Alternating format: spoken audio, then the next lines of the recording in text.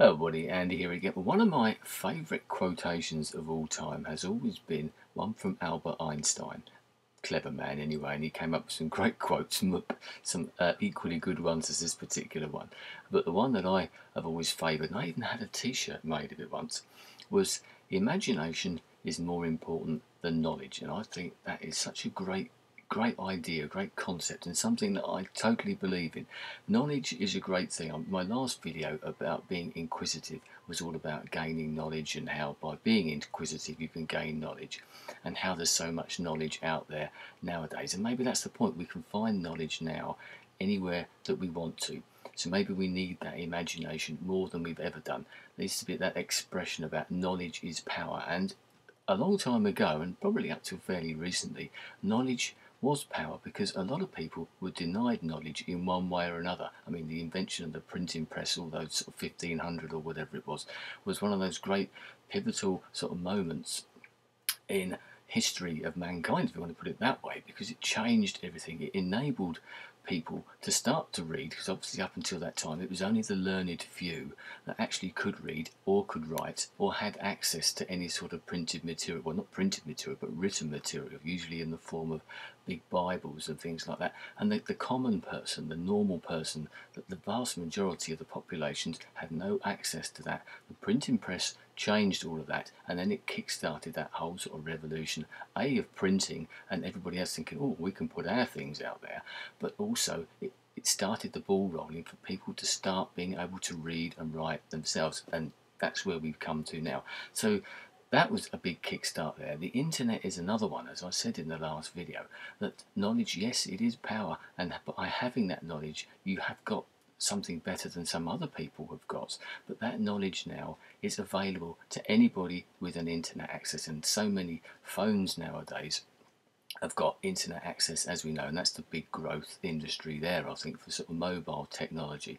So it's very hard to hide things, as we've seen with all the Twitter things and news coming out, and Iran and China and all these sort of examples that we can use, where people try and suppress news, try and suppress information and knowledge, and it backfires on them. I saw a piece in the newspaper today talking about Iraq and all that's been going on, because we've got a big inquiry going on here. And there was a particular piece of information which the government have suppressed. Our British government, although we have a supposed Freedom of Information Act, there are still certain things that in national security or whatever, they say, no, we can't put that out there. I can see that to an extent. But this particular piece of information, the government has suppressed it, but you can find it on, just Google it, and it's there. Even when they try and suppress something, it still gets out there into the public domain. So that's my point. Yes, knowledge is still powerful. It is something that we all need. Obviously, wisdom comes from knowledge, etc. But imagination is so much more important. We see, without imagination, we would never have had things like the internet, the printing press, going back that far, and everything that's come from there.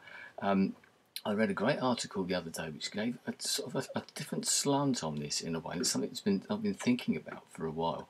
Back in the 1960s, I think it was, a couple of US scientists, astronomers, were using a very powerful telescope, a very sensitive telescope, and what they were doing, they were looking to the far reaches of the visible universe, or maybe the invisible universe to us, and seeing how far back they could go. But they were using sound. I don't know if it was infrared or what it was, I really can't remember now. But what they discovered, because the equipment was so sensitive, all the time they were listening to this and seeing the images or whatever it was that they've got there on their screens, they kept getting this background noise which they didn't expect to find, and it threw them. And what they did, they had some pigeons living in the telescope itself, you know, on these big telescopes that you see, and they cleaned it out, they got rid of the pigeons and everything, and still the sound was there. Whatever they did, whatever equipment they tweaked and changed and everything, that background noise was there, and they were completely flummoxed, because their knowledge, their training, or everything that they'd learned in the past told them that noise shouldn't be there. And this went on for some time, and it completely baffled them, because they would not accept the fact they couldn't have that leap of faith, that leap of imagination, that maybe that background noise was there for a reason. Maybe it was something that they didn't expect to find, but they couldn't see the wood for the trees, you would say.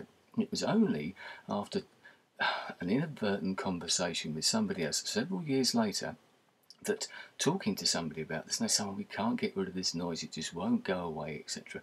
And the other person clicked and realised what it was, that it was actually the background noise. That was the sound that was still coming from the Big Bang 15 billion years ago. It was the noise that was still reverberating around the universe. But those scientists couldn't see that. And the article went on to say that someone had done some research, and about 50% of all these research projects, 50% of all these big scientific projects that people do, like the research projects or whatever it is, looking for new discoveries, they find something that they don't expect to find, and it flummoxes them because they think that their knowledge, as I said, says that so and so should be there. That shouldn't happen. That whatever has turned up there shouldn't be there, and therefore it can't be real. Therefore something must be wrong with the equipment. They never blame themselves, or never think, well, maybe we're wrong, maybe our knowledge is wrong. You need imagination all the time to take yourself outside, to look at something from a different point of view. And as I said with the other example, it took somebody else to point this out to them, and then suddenly that light bulb goes on in your head and you think, oh right, maybe it then opens your mind. You need to open your mind all the time. I can see it at work, I can see it in the wider world that I deal with, and I'm sure you can as well, where people get bogged down by the facts, they get bogged down by what they know, by their knowledge, the way that they've been taught and everything. The old expression, thinking outside the box, I hate those sort of terms, but it's a very good expression, one that needs, by thinking outside the box, you're actually using your imagination, you're looking at something from a different way. So just think of how many of those inventions that we do have now may well have come about a lot earlier, because of, if the imagination had come along and someone had thought, wow, like that radio telescope or something, that they'd realised a few years before where we might be now because of that. And just think how many other examples there might be of research that's been looked at and thrown out because the people couldn't see beyond what their knowledge told them, that what they discovered couldn't be real because it just didn't add up. Everybody said this, that and the other. When so Isaac Newton came along with the theory of gravity and all those type of things, it was a completely new idea. The first person who said that the Earth revolved around the Sun instead of an Earth-centric universe, that was a big step. Galileo, etc., all those years ago, was excommunicated by the Pope because he looked at things in a different way. We used to have a flat Earth, and then the flat earthers, you'd sail off the end of the world. You need bold people with imagination and with courage, maybe, to look at things from a different way. And if all those people are out there doing that, just think how much better the world can be. But we have to recognise that in ourselves as well. We're probably all guilty of that, of looking at things and maybe not taking a step to the side, thinking outside of that box and looking at things from a different angle, say taking a step back, ponder it for a little bit and think, well, maybe there's a reason for this. Maybe this isn't working for whatever it is. Sometimes we're in too much of a rush, and our knowledge, our experience, because we see in a book it says you've got to do it this way. A recipe, for example, you don't have to follow that recipe completely. You can still bake that cake, you can still make that meal by adding some imagination to it and doing it in a slightly different way. You might discover a completely new dish, and one that you might actually prefer in the long run.